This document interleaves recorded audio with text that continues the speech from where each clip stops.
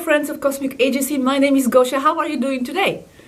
I wanted to introduce you to this series of 3 videos today, which is going to be about Tartaria, but not only about Tartaria.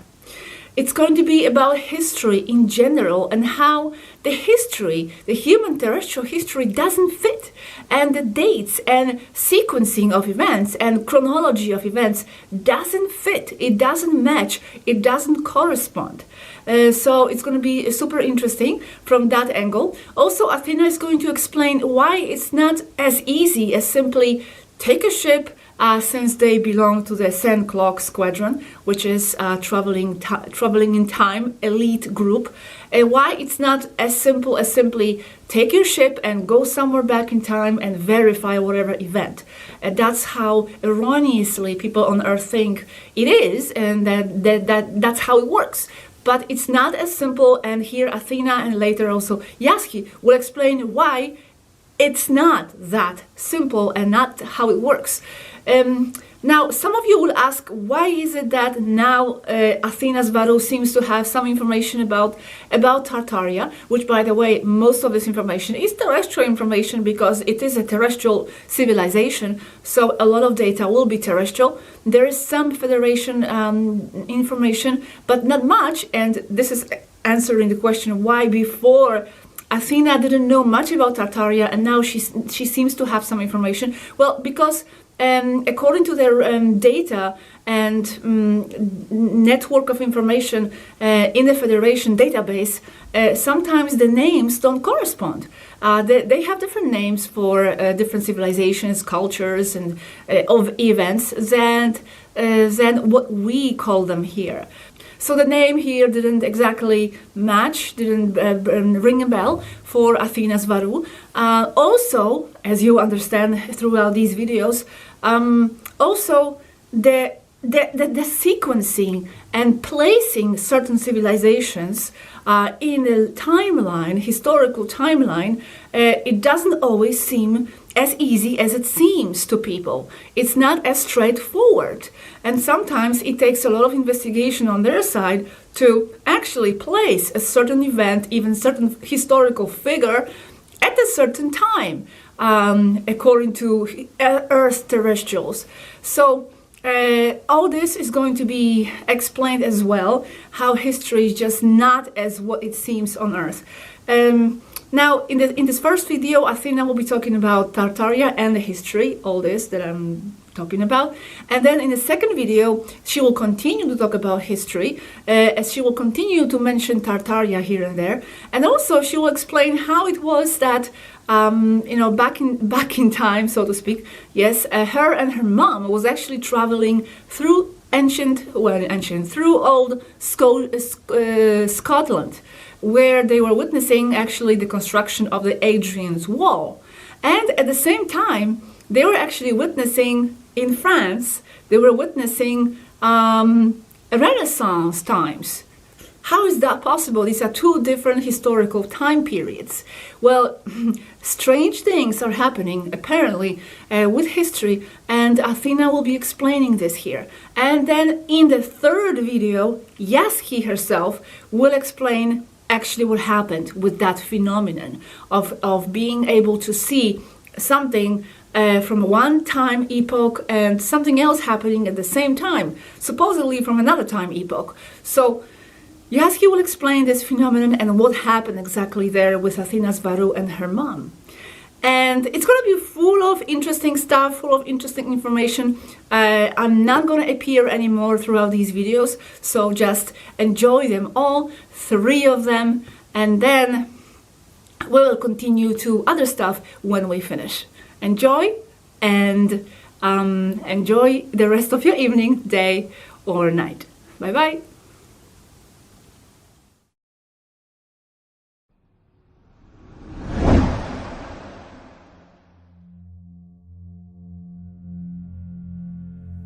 Originally in Spanish, April 2022.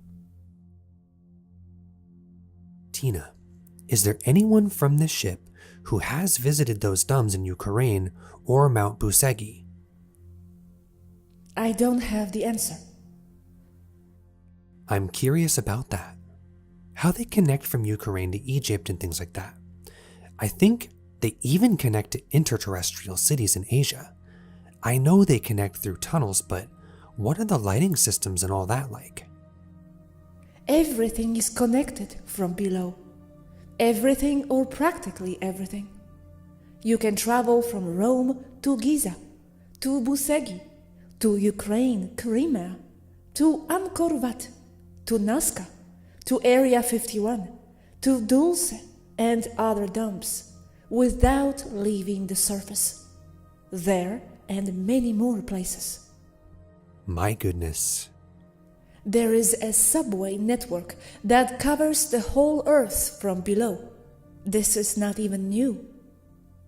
But I'm more interested in the old tunnels, not the new ones.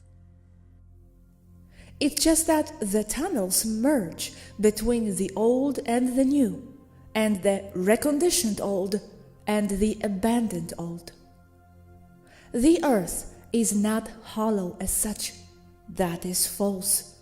But it does consist of huge to small cavities connected by natural networks of orifices and passageways that add to the artificial ones, creating an entire world below with peoples and civilizations cooperating and fighting each other at times. It's an interconnected gruyere cheese. There are more things below in terms of people, inhabitants and cities, technology and nature than on the surface. The world overpopulation is false, the one on the surface, although it is not perceived that way because everyone is crowded in the big cities and in areas that are overpopulated. But that is a bad distribution caused by the controllers. And a few humans up there with their bad behavior can do a lot of damage to the ecosystem. More so if you add to that bad education and destructive values they impose on the human population that is constantly in survival and self-serving mode. So the problem is not the number of humans that must be reduced, but their destructive behavior. And those who program them this way is the cabal itself.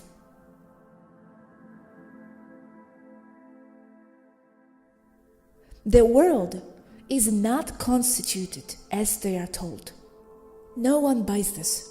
No one understands it or sees it as possible, but it is the truth.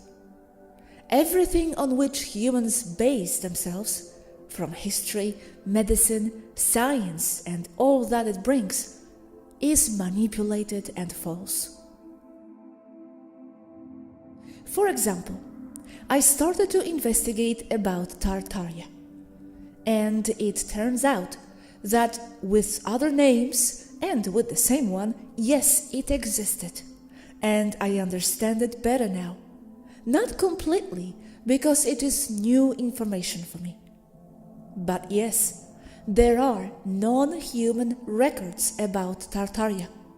And again, what this confirms to me is what we have already said, that history is manipulated. They wiped out an entire civilization, and recently, only in the mid-19th century, ending completely in 1938, although it had been in decline since the 1700s. But this is also not precise, because the times do not correspond at all, neither with Tartaria nor with the rest of the terrestrial history.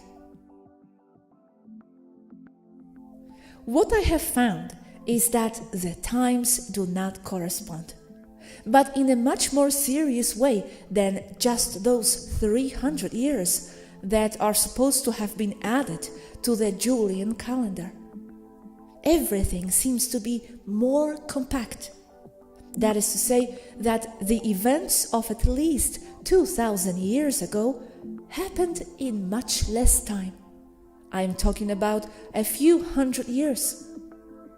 Being that several characters of the history are repeated as if they were the same person that most probably were.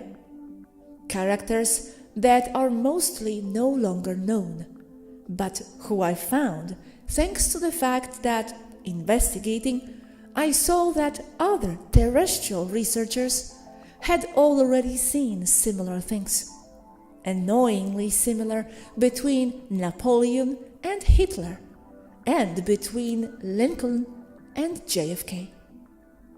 While the latter do seem to have been two different people, it would seem that there is something murky between Hitler and Napoleon. Too many parallels, but I can't explain what yet. I still think they were two different people, but that their stories or history repeats what happened, just because everything is made up anyway. They repeat for lack of inventiveness or because it goes into loops. But characters that were completely erased in the history of Earth but were recorded in the historical records of the Federation or even Taygeta, characters that were recorded as historical on Earth as real, I find that they lived in different times, separated by hundreds of years, but their lives are the same. This again is seen as an example with the parallels between Jesus Christ and a long list that includes Horus and even Buddha.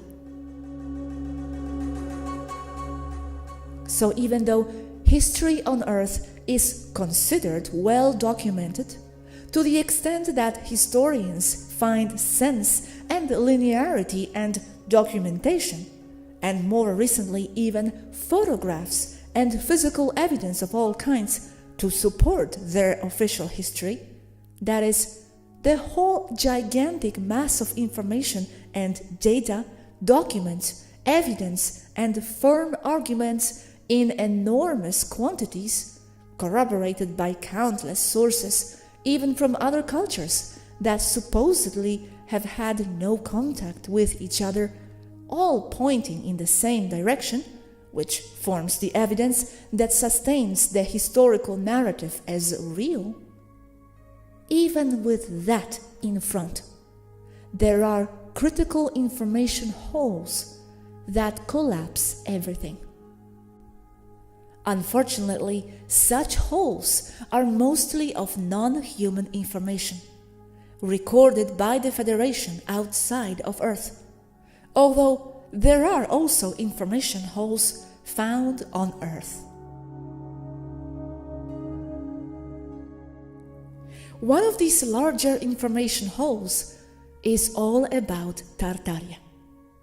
It is assumed that the entire area of Siberia, which is huge, in the recent past was only inhabited by nomadic tribes without civilization and with little control or dominion over them by Moscow because of the sheer vastness of the distance, which made it impossible to have dominion over such vast and difficult territories. This, in my recent investigations, turns out to be completely false, being that this vast territory is mostly steppe and forest, which makes it ideal for colonization and the development of highly advanced civilizations.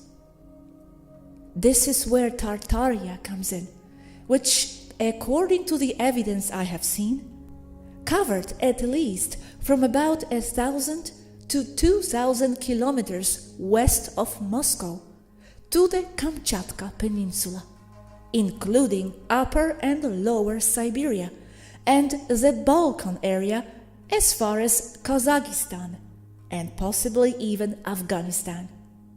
Also including territories that today are Mongolia, Tibet, and the northern part of China. In these areas of today's Russia, there is vast evidence to this day of large cities that have been artificially erased, leaving only a few highly sophisticated buildings in the form of ruins and remaining foundations and bases of large buildings, today all covered with grassland and shepherds tending their goats. Even among the shepherds, when they come across one of these raised cities with only the foundations covered with short grass, they say that the area is called Old City, and that they know nothing about what or who was there, sometimes regarding such areas as cursed and where no one should go near them. I am not talking about one or two cities, but the remains of more than 50 large ones, that is, of several square kilometers, basically of the dimensions of modern cities, most of which are already under the ground and under grass and sediment, and erased by the sands of the Gobi, Mongolian and Chinese deserts. However, using human ground-penetrating radar technology, say not with the Tolekas nose sensors, they are easily found. But since we know the rate at which nature erases a building, you can see that these cities were leveled in the artificial way. This is evidence that I see from here, and not only as what I investigated historically, but with the gravitometer and the nose radar of this ship, that there was indeed a highly sophisticated and very vast civilization in the area of Siberia and in various directions from there, what is the great mass of eastern Russia. But when did they start to eliminate those constructions? And for what purpose? Where did the inhabitants go? According to the evidence and using the best data and a false time frame, it was destroyed between the 1700s and the early 20th century, with the greatest mass of destruction in the mid-19th century. Where did its inhabitants go? The evidence shows that there was a genocide. What historical characters lived there? Characters that have mostly disappeared from the face of the earth. They were wiped out.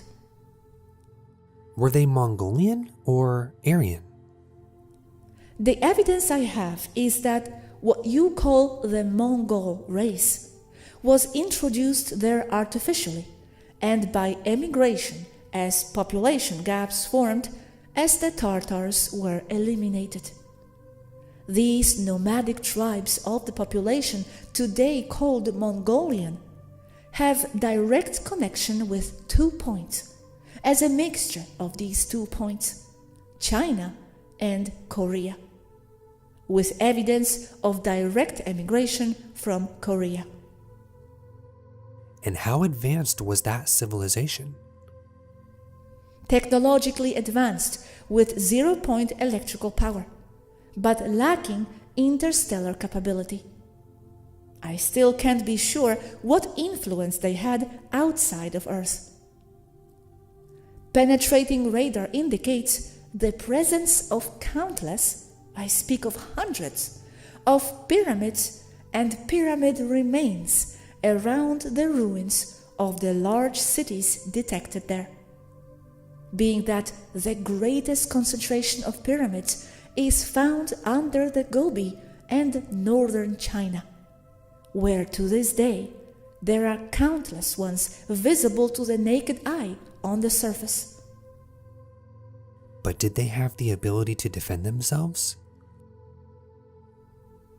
I still have no answer to what exactly happened to them, because the evidence I have shows that there were several wars with the West, traditional wars, where historians just changed their names and locations to fit into a narrative forced by them.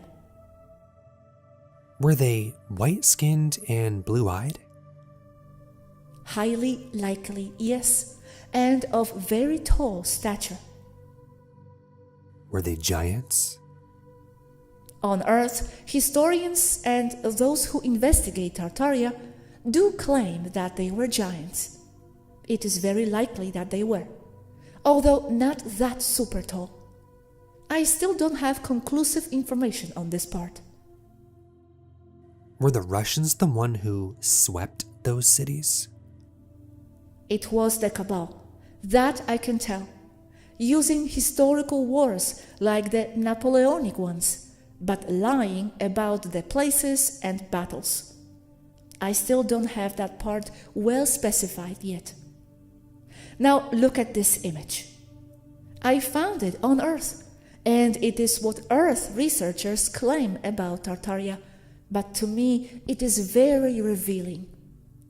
Look at the position of the Chinese wall, cutting from the north towards Mongolia, formerly Tartaria, separating it from the south. The Chinese claim that they built it to defend themselves against invasions from the north. But look, tell me what you see wrong in the image. But note that on the right is Mongolia and Russia, and on the left is China. I see. The area of the archers, it's aiming at China. They are defending against China. That means the wall is not of China, but of Tartaria. Exactly. That wall is not of Chinese construction, but of the Tartars to defend themselves from China. And to make matters worse, the type of construction, design, architecture, and type of materials are the same as those found in the ruins and vestiges of the destroyed cities in Mongolia and Siberia. Another thing that I found, and that calls my attention, is that if you search the internet for archaeological sites in Mongolia, you find almost nothing or nothing, being that the area is riddled with sites that are still visible to whoever is there physically. Wow, Mongolia! I have fantasies about that place for years already. It is my dream to go there. Did you or Tibetans have anything to do with Mongolia? Not that I remember. My image is steppe Eurasia. It doesn't specify more, but right there where I say. Then I'm curious why I feel so much connection with Mongolia. It's like my favorite spot in the whole world. I feel very nostalgic to be there. Is there something special there? It is said that the Gobi Desert is very mystical. It may be because of deserts in general. Also, Gobi is a place with a high concentration of stones and magnetic subsoil. Therefore, it is an area of high energy in general. Compasses are useless there. They dance there. It is a problem for air navigation, at least from low altitude. Oh, okay. Curious, yes, maybe. But I feel like I've been there, like I have connection to those terrains. The Swaroos haven't had anything specific in their lives related to those areas? Not that I remember. But it could be because of transfer of experiences in Sindriel Aldebaran, since the terrain is very similar. And it is also a highly mystical place.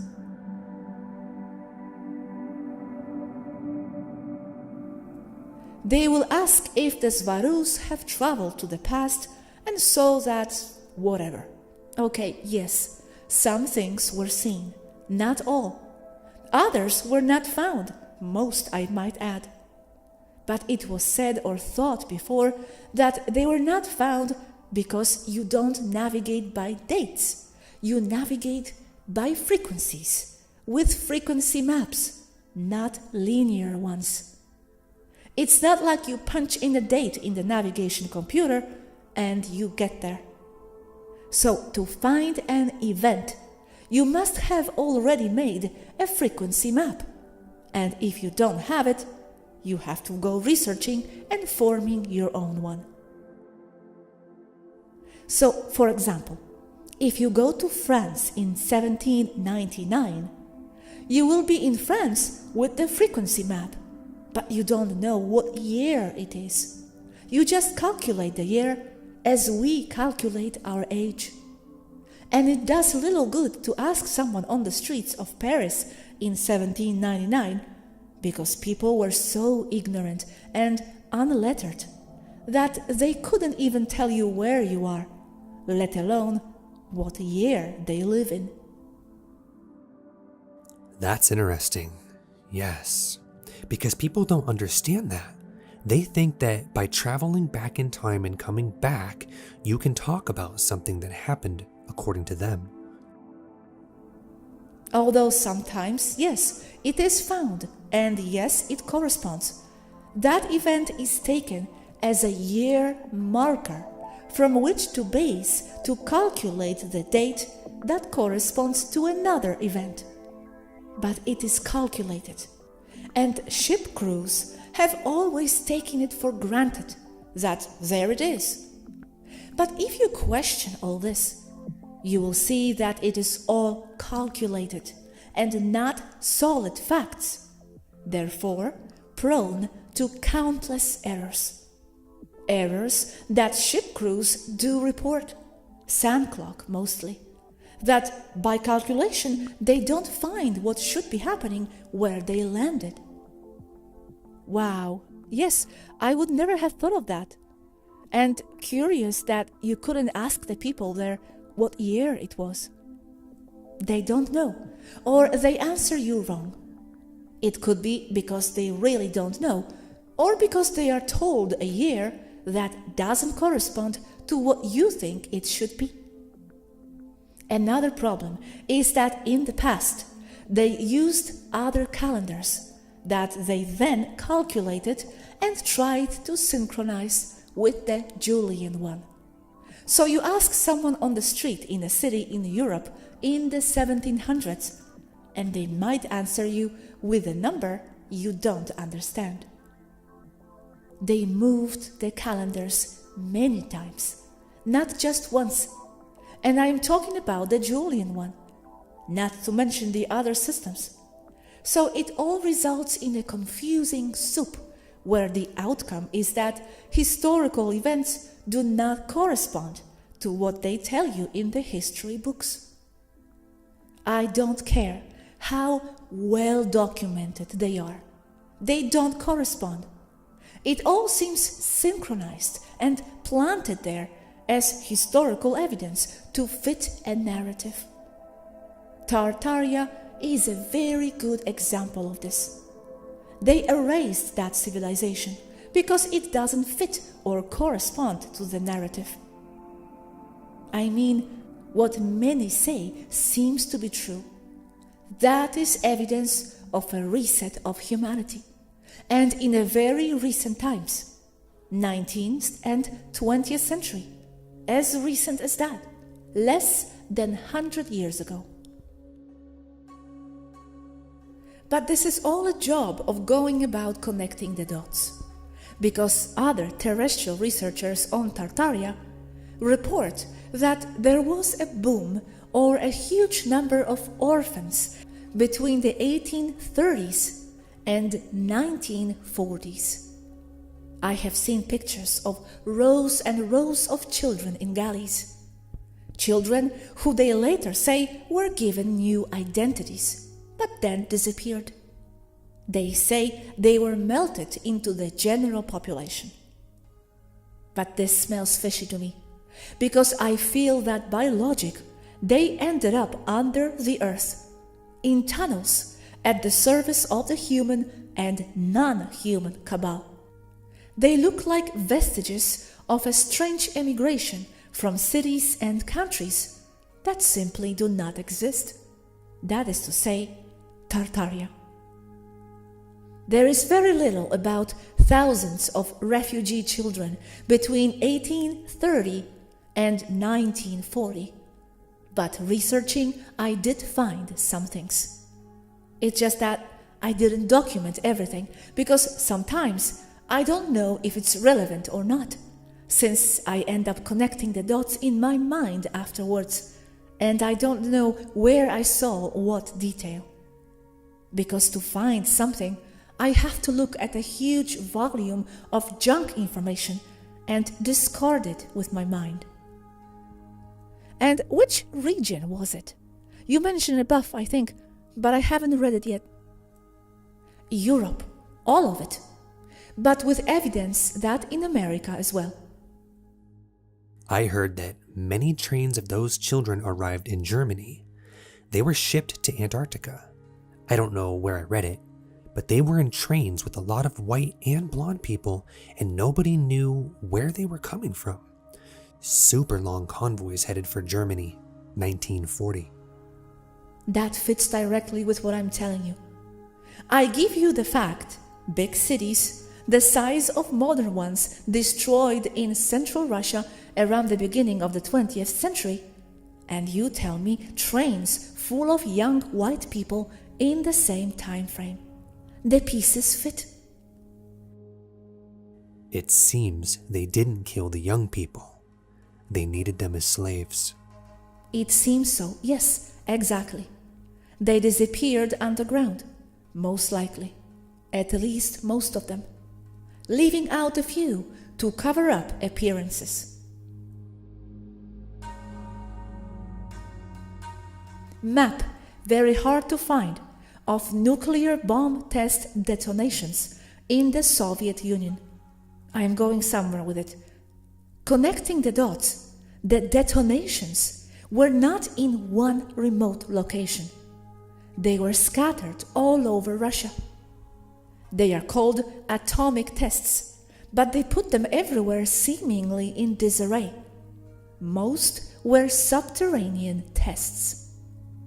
Although it would take me longer to develop a map manually using PS with the data I have here, the location of the detonations corresponds almost perfectly with either locations with ancient dumps, entrances to the intraterrenal, or large cities of ancient Tartaria. This is alarming. Looking for data, just a second. I was researching a gentleman named Alexander Barchenko, who was involved with the Soviet Union's atomic testing on the Kola Peninsula. 2 detonations are seen on the map there on the Kola Peninsula, on my map above. After he shared what I will tell you below, he was sent to Siberia, where he was shot for high treason. I have another version that says he died there in prison.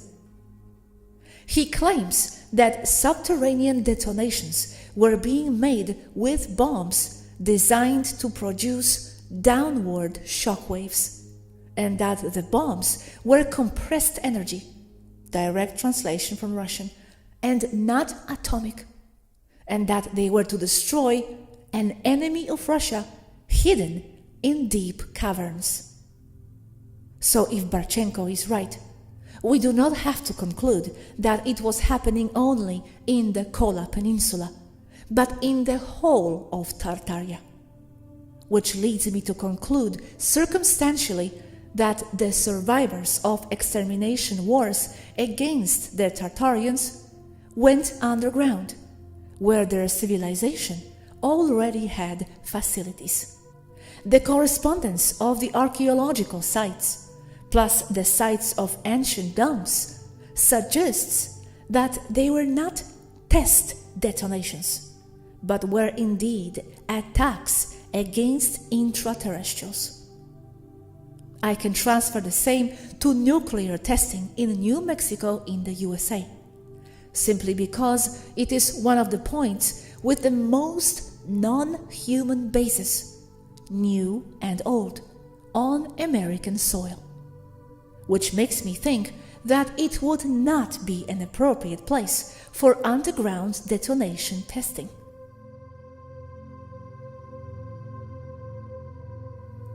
What I have found now, moving sideways a bit, is that there is fairly strong evidence in multiple documents, paintings and descriptions indicating that the inhabitants of the South Siberian region, Tartaria, were of very tall stature, 2.5 to 3 meters. However, I also have data that indicates that they were tall, but not exaggeratedly so.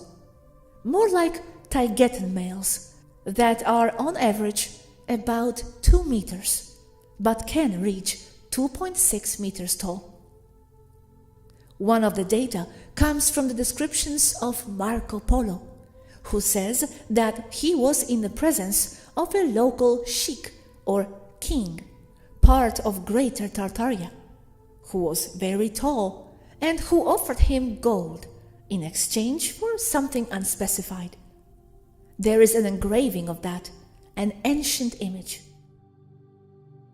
This map places Marco Polo right in Greater Tartaria. Now, a word of caution.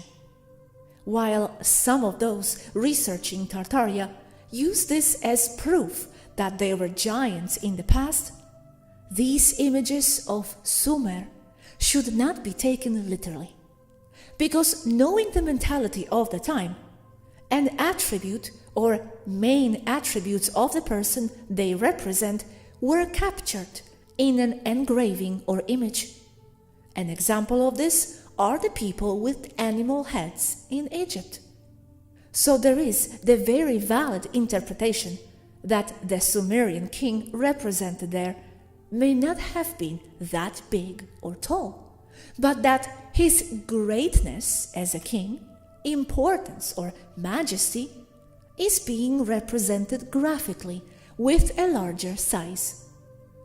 This is important because this can be transferred to the images and engravings of Tartaria, or that have to do with Tartaria. Because I do have other circumstantial evidence, if you will, that they were of normal stature. But, important fact, they were white, blonde, or red-haired. Data that fits with the trains of children and young people which we mentioned last time. Although they may be depicting large beings, it could also be an artistic representation. Yes, like the Chinese mummies of white, blonde, red-haired women. Because surely they were not Chinese. Like the modern nomadic Mongols don't really belong to that region, but are the result of Chinese mixing with nomadic migrants from the Korean peninsula who arrived there later and or mixed with the original inhabitants of Tartaria. Yes, she is clearly Caucasian. Yes, I accept that there is evidence for the existence of tall beings, giant or very tall people on Earth, because there are already too many data and objects for it not to be true. Plus, I do have records of tall humanoids living on Earth, mostly from Atlas in the Pleiades, but they rarely reached 3 meters in height. However, there are more interstellar humanomorph civilizations that have roamed this area in the recent past. Now, in more recent times, during the US occupation of Afghanistan, strong rumors were reported and spread through the networks that American soldiers had entered deep caves to fight giants. This would also support that the survivors of Tartaria were giants, ended up in caves, and Afghanistan would be to the south, but well within the expanded Tartaria area. Yes, but I think they said that they had 6 toes and double rows of teeth. Polydactyly. It's not uncommon. There is a whole town with that today in Spain, and they have all 6 of them working. They said they were redheads and very wild. They would take them away with those 2-propeller helicopters. CH-47 Chinook. There are 2 stored in the service hangar here. While this could just be internet hoax, it does have a very strong basis, or whoever did it has some pretty detailed knowledge, such as red hair. And I can assure you that such people do exist, but not officially on Earth. 2 of those helicopters in the hangar? There is a long list of human devices in the hangar, many of them stored and inside white wrappers with tape and rotors removed, others just sitting there ready, all functional. The same ones you have there, just look alike but have other technology. This is nothing new. This is amply documented by Salvador Freixedo in his book, They, the Invisible Owners of This World. Paper book that is in the Viera and that I want to bring here. Freixedo there denounces that many extraterrestrial races can make one of their devices look like practically anything terrestrial, including a motorcycle. His words and his choice of machine. In short, they are non-human craft, disguised as anything you want, even a John Deere tractor. Back to Tartaria. This is the point where I'm at. And more data can come in. More data is still missing. But everything points to the fact that they wiped out a very advanced civilization very recently, to the extent that there could still be survivors hiding underground.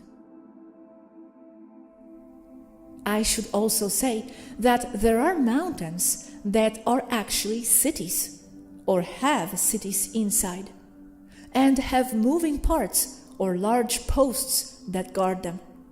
This is true, and is used by many races that have or have had bases on Earth.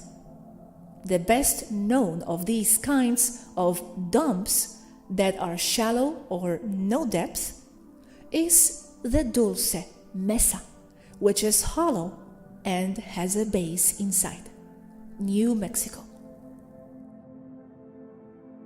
And that is an artificial mountain? More like natural, hollowed out with rock casting technology. And do you know what exactly is done inside the Dulce base? Yes, it's a joint military biolaboratory between Cabal humans and Maitre. Very common. And this would explain the Russian nuclear detonations all over Tartaria. Tartaria also had artificial mountains? I don't know about artificial, but rather they used natural ones that they then hollowed out. Like the ones in Turkey, I think they are also in Malta. Cappadocia. Those are pre-flood, and they are Adamic. Wow, they must have advanced technology there. Yes. As I was saying, the presence of pyramids all over the area indicates the extensive use of zero-point energy. So, Vimanas, whose were they? From Tartaria too? It fits in and with the Vimanas, yes? Yes, because India also got its share of Tartaria. Although it is known that at least some were Andromedan, or Andromedan ships, sometimes redressed according to what was in style at the time, like a Taygeta ship in Apache form today. While it could be argued that the Vimanas are much earlier than Tartaria, with what I will say as part of this topic, you will see that this is not necessarily so, as the current chronology does not fit, much less the dating.